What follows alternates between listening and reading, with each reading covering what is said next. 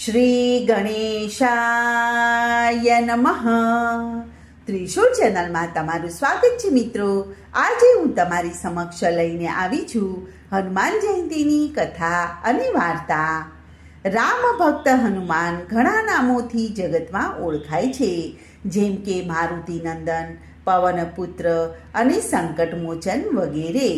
તેમને ભગવાન શિવનો 11મો રુદ્ર અવતાર માનવામાં આવે છે અને તેમના જન્મનો ઉલ્લેખ ઘણી પૌરાણિક કથાઓમાં મળી આવે છે.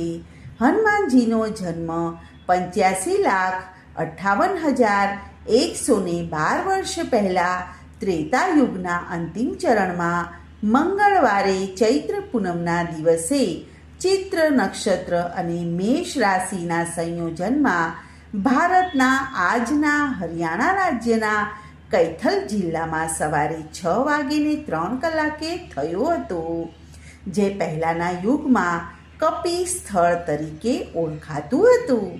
હનુમાનજીના જન્મની કથા ખૂબ જ રસપ્રદ છે. તે માતા અંજની અને વાનર રાજા કેસરીના પુત્ર હતા.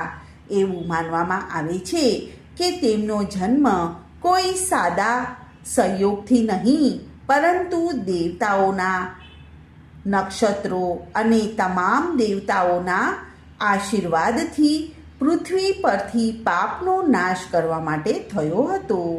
માન્યતાઓ અનુસાર માતા અંજનીને વરદાન આપવામાં આવ્યું હતું કે તેમનો પુત્ર શિવનો અંશ બનશે. આ સિવાય એવી પણ માન્યતા છે કે જ્યારે બજરંગબલીનો જન્મ થયો હતો એ જ સમયે રાવણના ઘરે પુત્રનો જન્મ થયો હતો. આ સંયોગ વિશ્વમાં સારા અને અનિષ્ટનું સંતુલન જાળવવા માટે બન્યો હતો. સતયુગની વાત છે, જ્યારે માતા અંજની એક જંગલમાં બેસીને પુત્ર પ્રાપ્તિ માટે ભગવાન શિવની પૂજા કરી રહ્યા હતા. તે હાથ જોડી અને આંખો બંધ કરી અને પૂજામાં મગ્ન હતા. ત્યારે તેમની સામે મૂકવામાં આવેલા પાત્રમાં એક ફળ પડ્યું. જ્યારે માતા અંજનીએ તે ફળ જોયું તો તેણે પ્રસાદ માનીને તે ફળનું સેવન કર્યું. વાસ્તવમાં જ્યારે માતા અંજની અયોધ્યામાં દૂર જંગલમાં પૂજા કરી રહ્યા હતા, ત્યારે રાજા દશરથ પણ પુત્રની પ્રાપ્તિ માટે શિવ યજ્ઞ કરી રહ્યા હતા.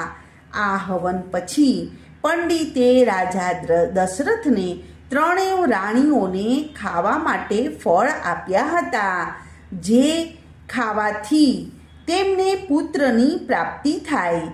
એક પક્ષીએ આ ફળનો એક નાનકડો ભાગ ઉપાડ્યો અને તેને લઈ ગયો, જે તેણે માતા અંજનીની સામે મૂકી દીધો.